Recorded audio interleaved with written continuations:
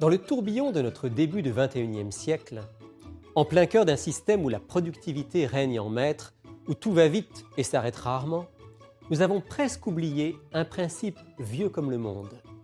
Une valeur inscrite au cœur même des 10 commandements pour le bonheur de l'humanité. Avec mon invité d'aujourd'hui, je parle du jour du repos hebdomadaire que la Bible appelle le Shabbat.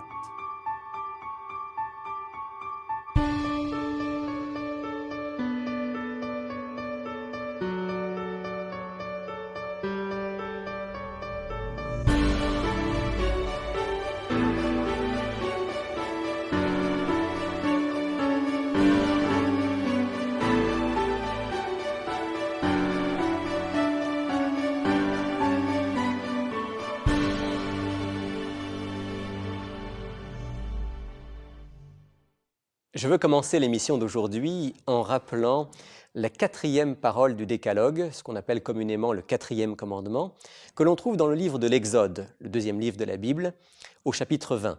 Exode chapitre 20, les versets 8 à 11. « Souviens-toi du jour du Shabbat pour le sanctifier. Tu travailleras 6 jours et tu feras tout ton ouvrage, mais le 7e jour est le Shabbat de l'Éternel ton Dieu. Tu ne feras aucun ouvrage. Ni toi, ni ton fils, ni ta fille, ni ton serviteur, ni ta servante, ni ton bétail, ni l'étranger qui réside chez toi. Car en 6 jours l'Éternel a fait le ciel, la terre, la mer, tout ce qui s'y trouve, et il s'est reposé le 7e jour. C'est pourquoi l'Éternel a béni le jour du Shabbat et l'a sanctifié. »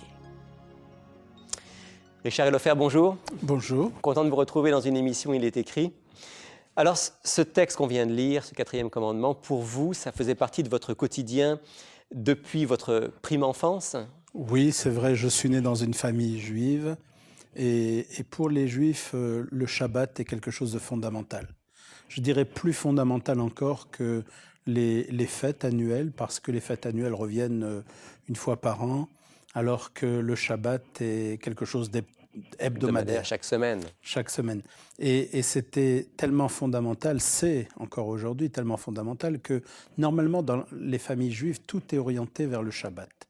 Et en particulier chez la mère de famille, lorsqu'elle va faire des courses tout au long de la semaine, eh bien, si elle voit un objet, un aliment très particulier, très beau, exceptionnel, etc., eh bien, elle va l'acheter et elle va dire ça, je le mets de côté pour le Shabbat.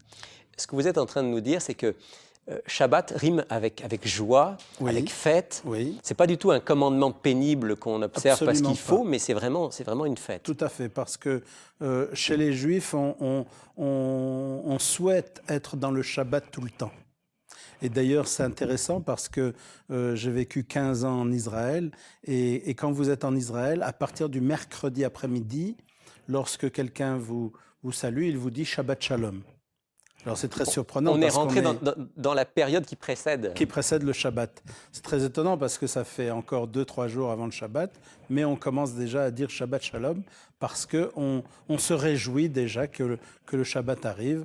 Ce n'est pas du tout un commandement rébarbatif, ce n'est pas un jour qui est redouté, mais c'est un jour qui est recherché, qui est attendu avec espérance. Et on s'y prépare. Et on s'y prépare. Alors, parlez-nous un petit peu maintenant du vécu du Shabbat lui-même. Ça commence le vendredi soir. Le vendredi soir, parce que les jours dans la Bible, depuis la Genèse, il y a eu un soir, il y a eu un matin.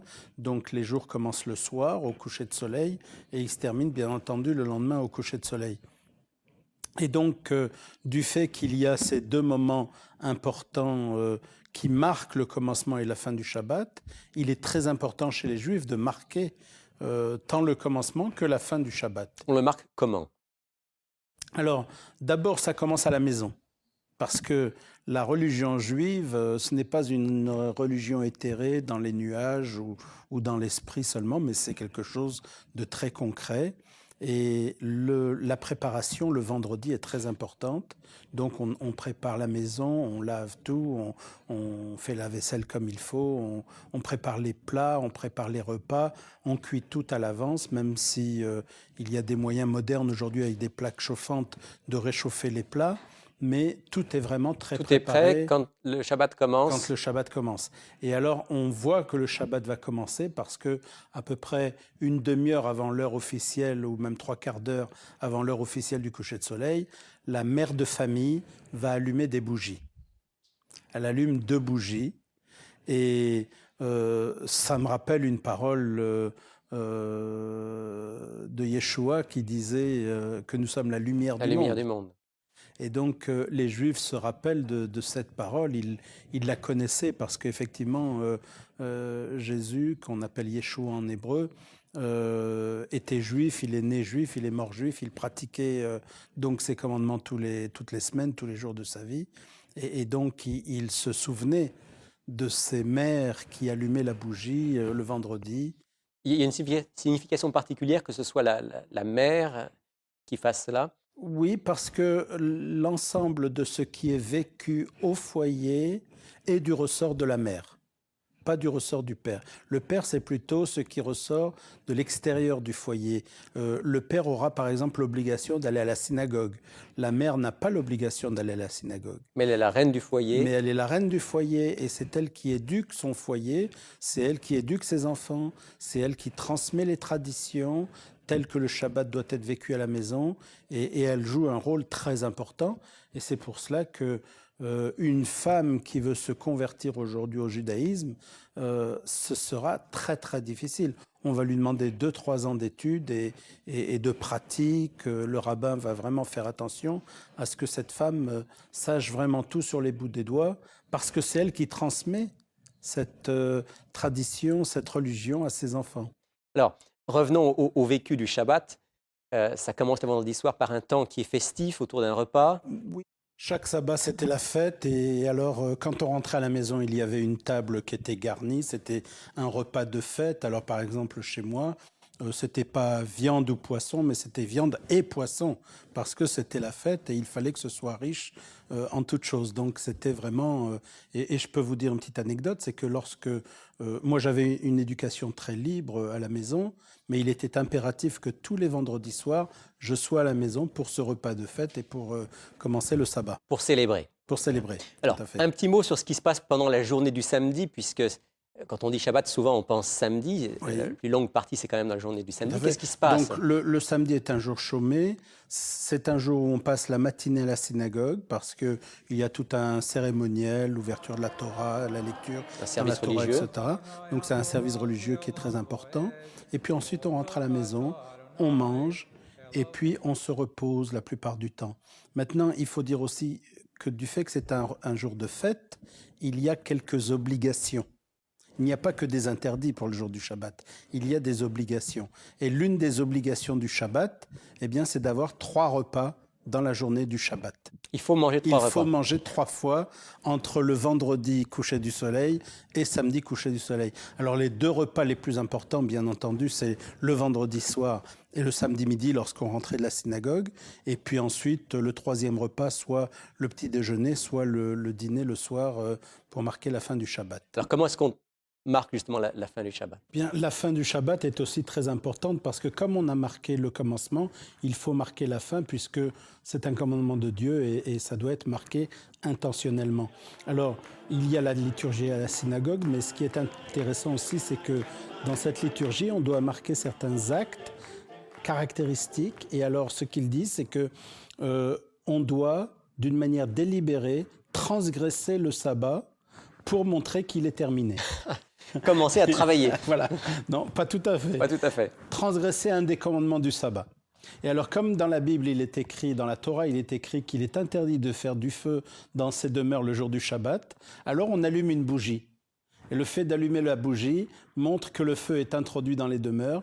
Et donc, on est rentré dans la on semaine. est rentré dans la semaine et tout le monde se souhaite bonne semaine. C'est intéressant, vous nous avez raconté un petit peu comment se passe le Shabbat dans une famille juive. Maintenant, la question que beaucoup se posent, mais est-ce que ça concerne aussi les croyants chrétiens? Je le crois. J'en suis persuadé, profondément persuadé. D'abord parce que le sabbat remonte à la création du monde.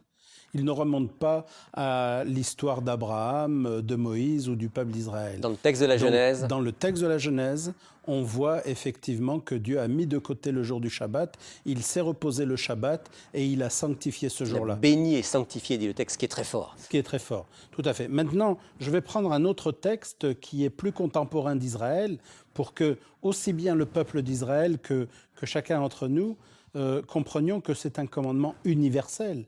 Car si nous prenons le livre du prophète Ésaïe au chapitre 56, je lis à partir du verset 2, « Heureux l'homme qui fait cela et le fils d'Adam qui y demeure ferme, gardant le Shabbat pour ne pas le profaner. » Et ici, on y voit l'universalité.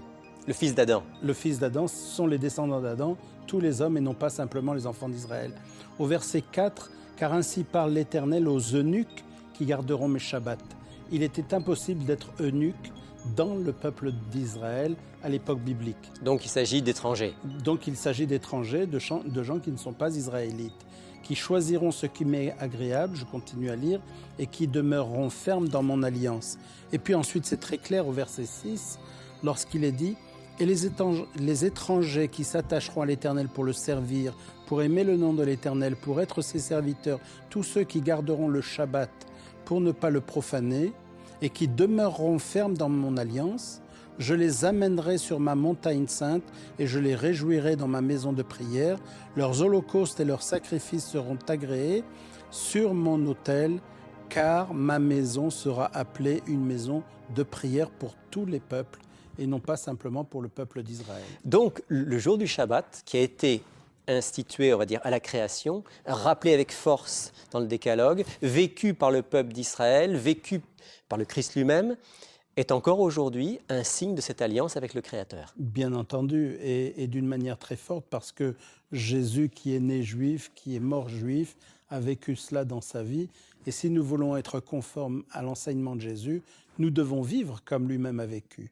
Et je vous rappellerai juste de mémoire le sermon sur la montagne, où il a pu dire à ses disciples « Je ne suis pas venu pour abolir la Torah et les prophètes. » Pour l'accomplir. Mais plutôt pour l'accomplir. Et je me rappelle d'un épisode particulier qui nous est relaté au chapitre 12 de Matthieu, où Jésus traversait un champ de blé, et puis là, ses disciples prennent quelques épis comme cela, ils sont repris par les pharisiens. Qui pensent qu'ils sont en train de transgresser le Shabbat. Tout à fait. Mais Jésus leur dit, si vous aviez reconnu ce que signifie « je veux la miséricorde et non le sacrifice », là je lis dans Matthieu 12, versets 7 et 8, vous n'auriez pas condamné des innocents, et il dit d'une manière très forte, car le Fils de l'homme est maître du Shabbat, et dans les traductions originelles, eh bien, il s'agit du Seigneur du Shabbat. Jésus est le Seigneur du Shabbat. Le Fils de l'homme est le Seigneur du Shabbat, ça veut dire il est celui qui l'a institué, il est celui qui en révèle le vrai sens, il est celui qui le vit pleinement. Et donc, ses disciples doivent vivre ce jour particulier dont il est le Seigneur. Donc nous qui sommes chrétiens, je ne suis pas juif, mais je suis un croyant en Jésus, je suis invité moi aussi à célébrer cette journée. Tout à fait. Est-ce que, Richard et Lafer, avant qu'on se quitte, on pourrait juste prendre un instant pour prier ensemble et peut-être pour demander justement à Dieu de nous aider à comprendre le sens de ce jour d'alliance et le vivre pleinement. Vous voudriez bien prier avec nous? Oui. Seigneur notre Dieu, notre Père Céleste, nous voulons te remercier à nouveau pour cette lecture, cette étude de ta parole aujourd'hui.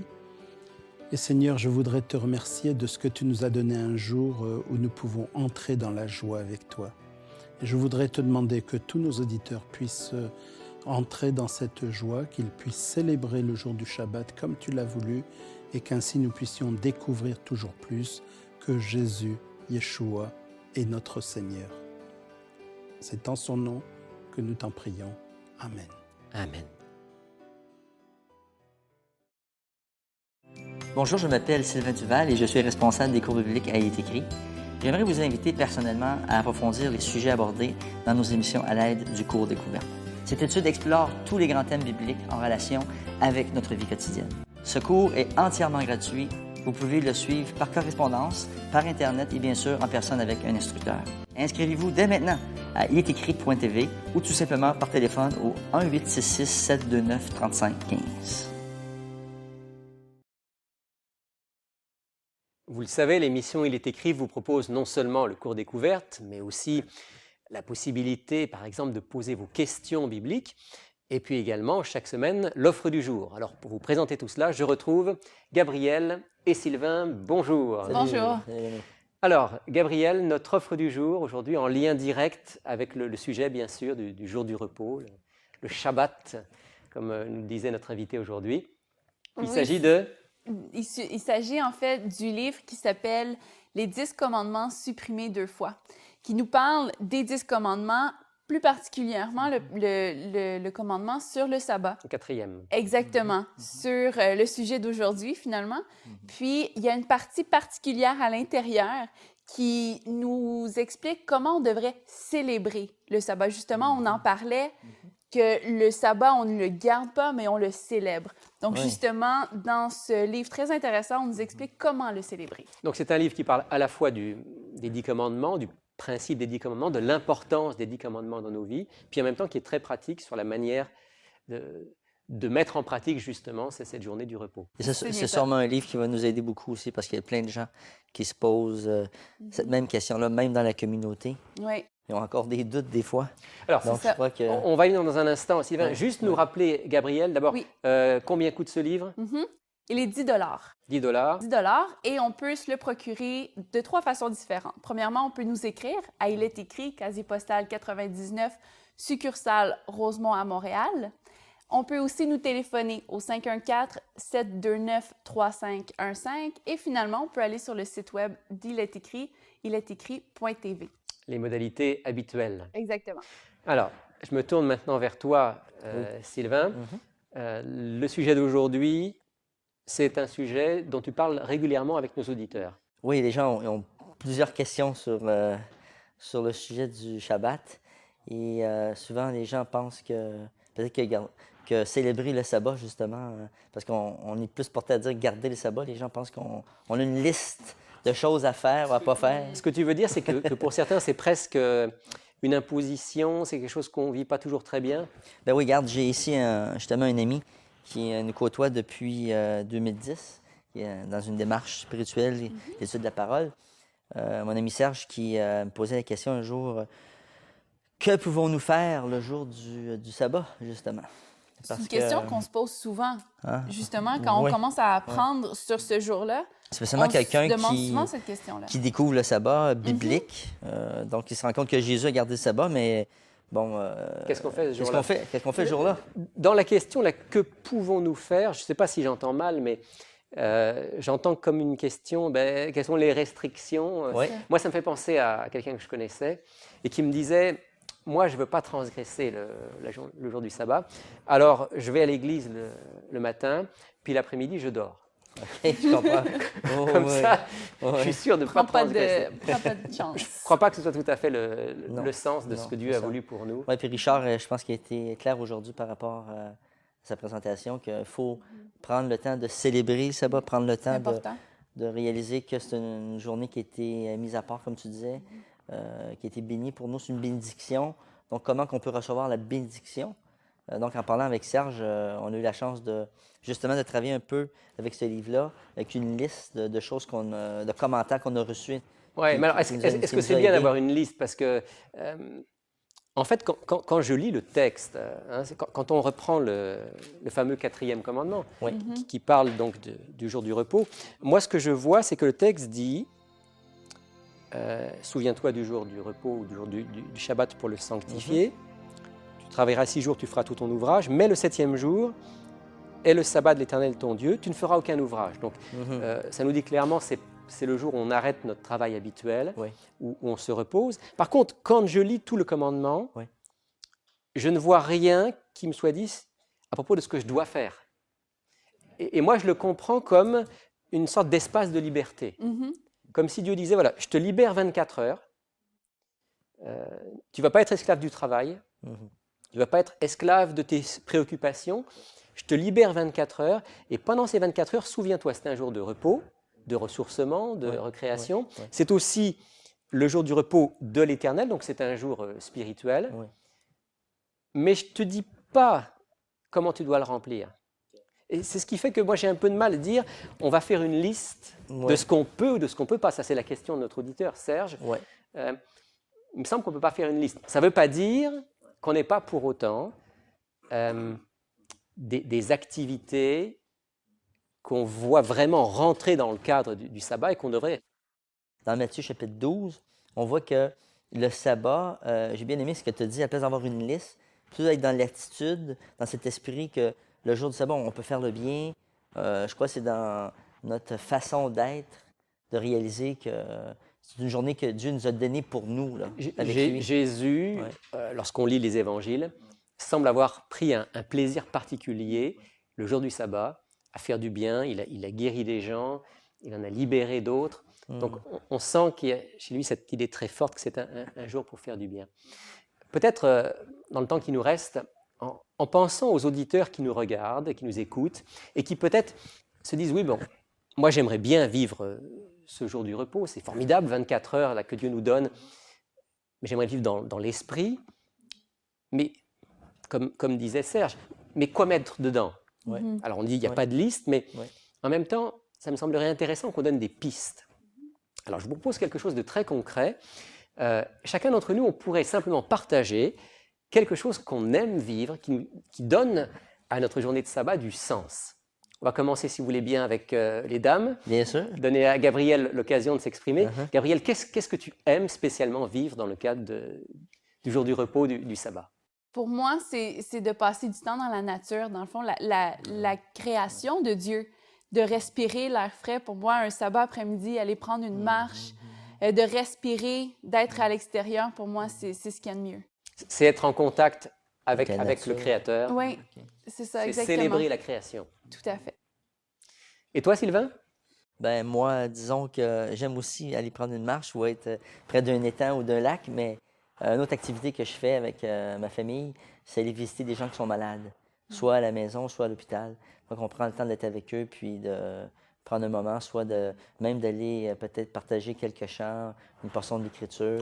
Tu aimes la musique, tu prends ta guitare. C'est ça. Donc, on fait quelque chose pour lui dire, on est là, on t'aime, on est avec toi. Aujourd'hui, tu n'as pas pu venir à l'église, tu n'as pas pu venir célébrer Sabbat, mais chez toi aussi, peut-être qu'on peut célébrer avec toi un petit moment en considérant leurs limites là, physiques. Alors, on s'entend que ce qu'on vient de dire là, on peut le faire n'importe quel jour. Oui. Aller dans la nature, on peut le faire n'importe quel jour.